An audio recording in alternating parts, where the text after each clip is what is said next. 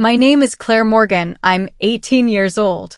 And on my 18th birthday, the man I called Dad looked me in the eyes and said, "We only adopted you for money." Then he shoved a garbage bag of my clothes into my arms and kicked me out. You want to know what that feels like? It's like every hug, every "I love you," every birthday cake, every Christmas morning was just fake. A performance.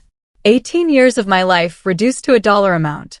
18 years of believing I belonged somewhere, that I was wanted, that I was loved, all of it crumbling in one sentence. The betrayal burns in your chest like acid. Your whole world doesn't just fall apart, it reveals that it was never real to begin with. Every memory you cherished becomes a lie. Every moment of feeling safe becomes a joke. The people who were supposed to protect you, who were supposed to love you unconditionally, they look at you like you're nothing more than a burden they can finally get rid of. And the loneliness? God, the loneliness hits you like a freight train. Not just being alone in that moment, but realizing you've been alone your entire life without even knowing it. You were living with strangers who were pretending to care about you for a paycheck. Before I take you through how my entire world collapsed and then flipped upside down, please subscribe, like this video, and comment where you're watching from, whether it's morning in Toronto, midnight in Lagos, or sunrise in Sydney. Let's share this journey together, because right now I need to know I'm not alone in this. So there I was, standing on the porch of what I thought was my home, holding a garbage bag that contained everything I owned in this world. Everything. 18 years of life, and it all fit in one trash bag. Do you know how that makes you feel? Like garbage yourself. Like you're disposable. My dad, and I use that term loosely now, he explained it to me like it was a business transaction. Cold, calculated, emotionless. The subsidy checks ended when you turned 18, he said. We were getting $1,800 a month for you. That's over now, so you need to leave. $1,800 a month. For 18 years. I did the math later. That's $324,000. That's what I was worth to them. Not love, not family, not even basic human decency. $324,000. And my mom? The woman who I thought loved me, who I thought cared about me. She just stood there. Didn't say a word. Didn't even look at me. She was examining her fingernails like I wasn't even there. Like watching her husband throw their daughter out on the street was just another Tuesday evening for her. I begged them. God, I'm so ashamed that I begged them. I got down on my knees on that porch and I begged them to let me stay. I'll get a job, I said. I'll pay rent. I'll clean the house, I'll cook, I'll do whatever you want. Please don't make me leave. You know what he said? He laughed. This man who had read me bedtime stories, who had taught me to ride a bike, who had walked me to school on my first day, he laughed at me begging for a place to sleep. There's a homeless shelter on 5th Street, he said, like he was giving me directions to the grocery store. They serve dinner until 8. Don't come back here. And then he shut the door. Just like that. 18 years gone. The sound of that door closing, it's burned into my memory forever. It was the sound of my childhood dying. The sound of my heart breaking. The sound of everything I believed about love and family and belonging turning to dust. I stood on that porch for I don't know how long, holding that garbage bag, waiting for them to open the door and tell me it was all some sick joke. Waiting for them to say they were sorry, that they didn't mean it, that of course I could stay. But that door never opened again. So I walked. I walked through the streets of my neighborhood, the neighborhood I grew up in, where I learned to ride my bike, where I had sleepovers with friends, where I thought I belonged, and suddenly it all felt foreign. Like I was seeing it for the first time. Every house looked warm and inviting, full of real families who actually loved each other. And there I was, homeless at 18, carrying my life in a trash bag. The questions in my head were relentless. Was I ever a daughter, or just a paycheck? Did they ever love me, even a little bit? Were there moments, birthdays, holidays, random Tuesday nights, where they forgot about the money and actually cared about me as a person? Or was it all fake? Every single moment of my life? I thought about all the times I said I love you to them and how they said it back. Did those words mean anything? Or were they just part of the performance? Part of keeping their monthly check coming in? The shame hit me in waves. Shame that I had been so naive, so trusting. Shame that I had actually believed they loved me. Shame that I was now homeless, walking the streets like I was somehow less than human. Shame that I didn't have anywhere to go, anyone to call, any backup plan. I found that shelter on 5th Street. Let me tell you about homeless shelters. They strip away whatever dignity you have left. You wait in line with dozens of other broken people, all of us trying not to make eye contact because we're all ashamed of being there. You eat whatever they serve you from plastic trays, sitting on folding chairs at folding tables, surrounded by the smell of unwashed bodies and disinfectant. You sleep on a cot that's probably been slept on by hundreds of other desperate people. You listen to people crying in their sleep, talking to themselves, having nightmares. You learn to sleep with your bag clutched to your chest because even here, among the forgotten and discarded, people will steal from you. You learn survival tricks. Which bathrooms stay open all night. Which fast food places don't mind if you sit there for hours as long as you buy a small coffee. Which library branches are warmest in winter? How to make $1 stretch for 3 days. How to look normal when you feel like you're dying inside. If you've ever felt invisible, drop a comment below. And if you're watching without subscribing, ask yourself, why turn away when others need these stories to be heard? Because right now, I need to know that my pain matters to someone somewhere. The months dragged on. Summer turned to fall, fall turned to winter. I got good at being homeless. I learned which shelters had the best food, which ones were safest for women, which ones kicked you out at sunrise, and which ones let you stay until noon if it was raining. I discovered something that broke my heart even more. Strangers showed me more kindness than the people who raised me ever did. A homeless man named Frank shared his sandwich with me on my second night on the streets. A librarian named Mrs. Chin let me charge my phone at her desk and never asked questions.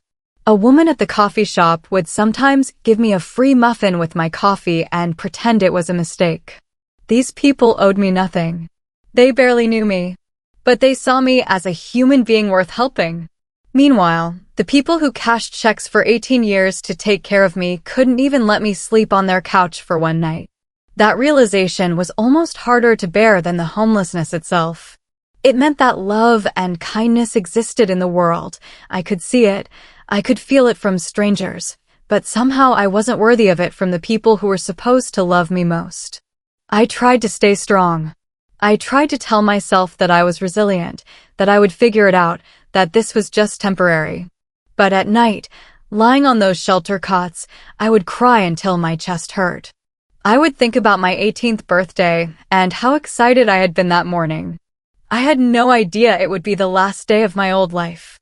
I kept asking myself what I had done wrong. Had I been a bad daughter? Had I not shown enough gratitude? Had I been too much trouble, too expensive, too difficult? Was this somehow my fault? The guilt was eating me alive. Maybe if I had been better, they would have loved me for real. Maybe if I had been smarter, prettier, more athletic, more helpful around the house, maybe then I would have been worth keeping even without the monthly checks. Winter was the worst. Being homeless in winter is a special kind of hell. The cold gets into your bones and stays there. Your hands crack and bleed. Your lips split.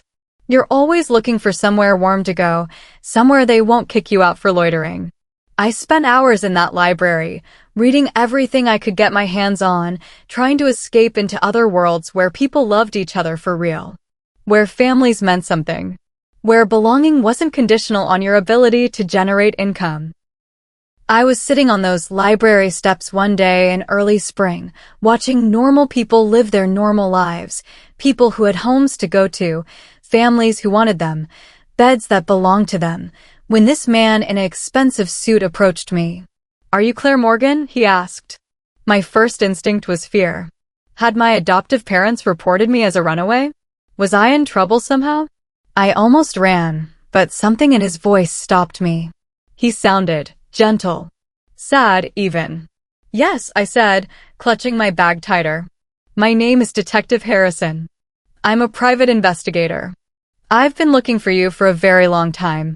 Looking for me? Nobody had been looking for me. Nobody cared where I was or what happened to me. Your biological father died last week, he said, and I felt like I'd been punched in the stomach. He left everything to you, including $91 million for mansions, a private island, and a vault full of things he saved for you. I started laughing. I couldn't help it. It was so absurd, so impossible, that laughter was the only response my brain could come up with. Here I was, homeless, hungry, wearing the same clothes I'd been wearing for 3 days, and this man was telling me I was a millionaire. You're crazy, I told him. You have the wrong person. But he showed me documents. Legal papers. A birth certificate with my name on it and the name of a father I'd never known existed. James Brennan. He showed me photos of this man who apparently looked just like me. Same eyes, same stubborn chin, same unruly dark hair. He never stopped looking for you, Detective Harrison said. He's been searching for 18 years. He hired me 5 years ago when his health started failing. He knew he was running out of time. The emotions hit me like a tsunami. Grief for a father I never got to meet. Anger that he gave me up in the first place. Disbelief that this was real. Hope that maybe, finally, someone had actually wanted me. And underneath it all, this devastating sadness that he was gone before I could know him. Why did he give me up?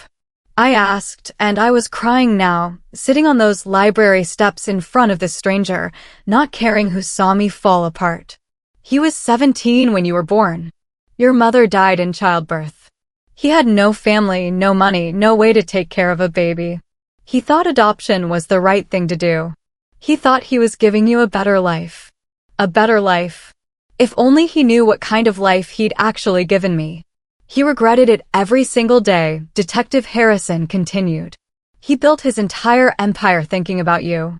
Every business decision, every investment, every success, it was all for you. He named his first oil field Claire's Dream because he dreamed of finding you someday. We went to the lawyer's office that afternoon.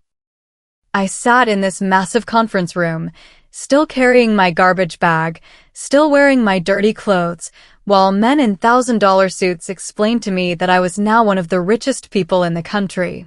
They gave me letters. Dozens of them, written over the years. Letters my father had written to me on my birthday, on Christmas, on random days when he missed me too much to bear. Letters he never got to send because he didn't know where I was. My darling Claire, the first one read. Today you turned 5. I wonder if you're starting kindergarten. I wonder if you're scared or excited. I wonder if your new parents read you bedtime stories like I would have. I bought you a teddy bear today. It's sitting on my desk, waiting for the day I find you. I was sobbing now, ugly, crying in front of all these lawyers and executives, not caring how I looked or sounded. This man I never knew had been thinking about me, missing me, loving me from a distance for my entire life. I've made my first million today, another letter read. All I could think about was how I wish I could share this with you. How I wish I could give you everything you deserve. I'm putting it all in trust for you, Claire. Someday, when I find you, you'll never have to worry about money again. You'll never have to depend on anyone for survival. There were gifts, too. Toys for every age I'd been, saved in a climate-controlled warehouse. Dolls and books and art supplies and everything he imagined I might like. Birthday cakes he'd ordered every year and eaten alone. Christmas presents wrapped and waiting under a tree he decorated just for me, even though I wasn't there. And then they showed me the video. My father's final message, recorded just weeks before he died. His face filled the screen, and it was like looking at myself in 30 years. Same eyes that I saw in the mirror every day, same smile I'd inherited. Claire, he said, and his voice was weak but warm. If you're watching this, it means I found you too late. It means I'm gone, and I'll never get to hold you, to tell you in person how sorry I am, how much I've loved you every single day of your life. I couldn't breathe. This man, this stranger who is my father, was crying on the screen. I gave you up because I thought it was best for you. I was 17, scared, broke, and alone. I thought a real family could give you things I couldn't. I thought they would love you the way you deserve to be loved. I hope they did, baby girl. I hope you were happy. Happy. If only he knew. I know I have no right to ask for your forgiveness. I know giving you up was the worst mistake of my life. But I want you to know that not a single day passed that I didn't think about you. Not one. I built this company for you. I made this fortune for you. Everything I am, everything I have, it's all yours. It always was. He leaned closer to the camera, and I could see the tears streaming down his face. I loved you since the day I lost you, Claire. I loved you through every birthday I missed, every Christmas I spent alone, every milestone I wasn't there for. And I'll love you long after I'm gone. You are my daughter, my heart, my greatest achievement. Not the money, not the company, you. Always you. The video ended, and I was shattered. Completely, utterly destroyed. This man had loved me unconditionally for 18 years, and I never got to know him. I never got to tell him I loved him back. I never got to thank him for never giving up on finding me. The lawyers explained the inheritance. Brennan Oil, worth hundreds of millions. For mansions in different countries. A private island in the Caribbean. Bank accounts, investment portfolios, car collections, art collections. More money than I could spend in 10 lifetimes. But none of that mattered as much as those letters. As much as that video. As much as knowing that somewhere in the world, someone had been loving me all along. There's one more thing, the head lawyer said. He led me to a vault in the building's basement. Inside were all those gifts my father had saved for me. 18 years worth of birthdays and Christmases and just because presents. I picked up a teddy bear, yellow and soft, with a tag that read, "For Claire's 5th birthday, may you always feel loved." I held it against my chest and cried harder than I'd ever cried in my life. For the first time in my existence, someone had wanted me. Not as a paycheck, not as a burden to endure, not as a means to an end. Someone had wanted me as a daughter. Someone had loved me just because I existed.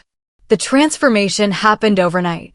One day I was homeless, sleeping in shelters, begging for spare change. The next day I was Claire Brennan, heir to an oil empire, one of the wealthiest young women in the world. They moved me into one of the mansions, a sprawling estate with more rooms than I could count, with a staff that called me Miss Brennan and treated me like royalty. I had a walk-in closet bigger than most apartments, a bathroom with a bathtub the size of a small pool, a bedroom with floor-to-ceiling windows that looked out over perfectly manicured gardens. But the imposter syndrome was crushing. I didn't know how to be rich. I didn't know how to run a company. I didn't know how to talk to board members and executives and financial advisors. I was 18 years old. I'd been homeless for months, and suddenly people were expecting me to make million-dollar decisions. The board members looked at me like I was a child playing dress-up in her mother's clothes. Some of them challenged the will, claiming I wasn't competent to inherit such wealth and responsibility. They saw a homeless teenager, not a CEO. But I had something they didn't expect, rage. Pure, burning rage at the world that had thrown me away, at the system that had failed me, at the people who had used me and discarded me. That rage became fuel. It became determination. I threw myself into learning everything about the business. I studied financial reports until my eyes burned. I attended every meeting, asked every question, demanded explanations for every decision. I hired tutors and consultants and surrounded myself with people who could teach me what I needed to know. And slowly, painfully, I became worthy of my inheritance. Not because I was naturally gifted or because it came easily, but because I worked harder than anyone else. Because I had to prove to the world and to myself that I belonged there. The company flourished under my leadership. We expanded into renewable energy, started environmental initiatives, became leaders in sustainable business practices. I wasn't just maintaining my father's legacy, I was building on it, making it something he would have been proud of. But there was something I needed to do first. Something I'd been planning since the day I learned the truth about my inheritance. I drove to my adoptive parents' house on a Tuesday afternoon in late spring. The same house where I'd grown up, where I'd believed I was loved, where I'd been thrown out like trash 8 months earlier. They were struggling financially. I'd hired investigators to keep tabs on them. Without my monthly subsidy checks, they were behind on their mortgage, behind on their car payments, drowning in debt. They'd taken in another foster child, a little boy named Marcus, and I wondered if they were telling him they loved him while counting down the days until his checks stopped coming too. I knocked on the door wearing a designer suit that cost more than they used to spend on me in 6 months. My adoptive mother answered, and the look on her face when she saw me was priceless. Shock, fear, confusion, and underneath it all, desperate hope. "Claire," she said, like she couldn't believe I was real. "Hello, Susan," I said. I didn't call her mom. I would never call her mom again. My adoptive father appeared behind her, and I saw the exact moment he recognized me. Saw the calculation in his eyes as he took in my expensive clothes, my confident posture, the black BMW parked in his driveway. "You look different," he said carefully. "I am different," I replied. "I'm rich now. Very, very rich." I watched them exchange glances, watched the greed creep into their expressions. They were already planning their sob story, their apology, their explanation for why they'd been forced to kick me out. "Claire, honey," Susan started, and the fake sweetness in her voice made me sick. "We've missed you so much. We've been looking for you everywhere. We were just scared, you know? We didn't know how to handle the situation when you turned 18. You missed me." I laughed, and it was not a nice sound. "You missed the girl you threw out with a garbage bag? The girl you told was worthless once the checks stopped coming." "We never said you were worthless," my adoptive father said, but his voice was weak. He knew I remembered every word. "You said you only adopted me for money," I reminded him. "You said I was useless now that the subsidy checks ended. Those were your exact words." They were both crying now, these people who had raised me for profit, begging me with their eyes to forgive them, to help them, to save them from the financial mess they'd created. "We made a mistake," Susan sobbed. "We were stressed about money. We didn't know what we were saying. You're our daughter, Claire. We love you. Your daughter." I stepped closer, and my voice was deadly quiet. "Your daughter would never have been homeless. Your daughter would never have slept in shelters. Your daughter would never have begged for food. I was never your daughter. I was your income source." My adoptive father fell to his knees on his own front porch, the same porch where he'd handed me that garbage bag and slammed the door in my face. "Please, Claire," he begged. "We're going to lose the house. We can't make the payments. We need help. You need help." I stared down at this man who had once seemed so powerful, so intimidating. Now he just looked pathetic. "Did I need help when you threw me out? Did you care then?" "We'll do anything," Susan said. "We'll pay you back. We'll make it right. Just please, help us." I reached into my purse and pulled out a calculator. I punched in some numbers while they watched hopefully. "Let's see," I said. $1,800 a month for 18 years. That's $324,000. You've already been paid in full for raising me. I don't owe you anything." The hope died in their eyes. "But you know what?" I continued. "I'm feeling generous today. I'm going to give you something." They perked up again, like puppies expecting treats. I pulled out a $20 bill and dropped it at their feet. "That's for the garbage bag," I said. It was actually pretty sturdy. Lasted me several months on the streets. I turned to walk away, then paused and looked back at them one more time. "Oh, and by the way, I inherited $91 million from my real father. The one who actually loved me. The one who spent 18 years looking for me. The one who built an empire just hoping he'd find me someday." I smiled, and I knew it was cruel. He left me everything because he wanted me to be his daughter. Not because I was profitable, but because he loved me. You remember what that feels like, don't you? Love. I left them crying on their porch, drowning in their own greed and regret. As I drove away, I felt something I hadn't expected: peace. Not satisfaction, not revenge, just peace. I was finally free of them. Finally free of the pain they'd caused me. The wealth changed everything, but not in the ways people might expect. Yes, I could buy anything I wanted, go anywhere I pleased, live in luxury beyond most people's dreams. But the real change was deeper than that. I used my inheritance to start the Brennan Foundation, focused entirely on foster care reform and family reunification. I bought buildings and turned them into transitional housing for aging-out foster kids. I hired teams of investigators to help adopted children find their biological families, if that's what they wanted. I funded lobbying efforts to change foster care laws, to increase oversight of foster families, to make sure kids weren't just seen as sources of income. I created scholarship programs for foster children, mentorship programs, support networks. Every year on my birthday, instead of throwing a party, I visit shelters and group homes. I talk to kids who are living the life I once lived, who feel unwanted and unloved and disposable. I tell them my story, and I tell them that their worth isn't determined by whether someone wants to keep them. I've personally reunited over 200 biological families. Parents who gave up children they couldn't care for and spent years regretting it. Children who grew up wondering why they weren't wanted. I give them what I never got, the chance to know their real family. But the most important thing I do is this.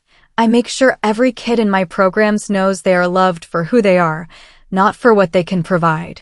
I make sure they know their value doesn't depend on generating income for someone else. Because I learned the difference between people who keep you for a contract and people who love you unconditionally. I learned it too late to meet my biological father, but not too late to honor his memory by being the person he raised me to be, even from a distance. 5 years have passed since that day on the library steps when Detective Harrison found me. 5 years since I learned that someone had been loving me all along. I'm 23 now, running a multi-billion-dollar company, using my wealth to change lives and protect children who can't protect themselves. I still have my father's letters. I still watch his videos sometimes when I miss him too much to bear. I still sleep with that yellow teddy bear he bought for my 5th birthday, the one that waited 13 years for me to claim it. And sometimes, when I'm alone in one of his mansions, surrounded by the life he built for me, I talk to him. Dad, I whisper to the empty room. I finally made it home. I learned that home isn't a place. It's being wanted by someone who will never stop loving you. It's knowing that even when the world throws you away, there's someone out there who would move heaven and earth to find you. My adoptive parents were right about one thing. I was adopted for money. But they were wrong about everything else. My real father didn't adopt me. He created me. He loved me. He built an empire just hoping I'd be there to inherit it someday. And that love, that unconditional love that transcended death and distance and time, that's what saved me. Not the money, not the mansions, not the power or prestige. It was knowing that I was wanted. It was knowing that I mattered to someone. If you've watched this far, you know this story carries weight. Subscribe now and tell me in the comments, what would you have done if you were in my shoes? And where are you watching from? Let's build a family here, across the world. Because sometimes the family you find online, the strangers who care about your story, who take the time to listen and respond and show up, sometimes they're more real than the people who raised you. We're all looking for home. We're all looking for someone who will love us not for what we can give them, but for who we are. And if you're still looking, if you're still hurting, if you've ever felt thrown away or unwanted or disposable, I see you. Your story matters. Your pain matters. You matter. And maybe, just maybe, sharing these stories is how we find our way back to each other. How we build the families we deserved all along.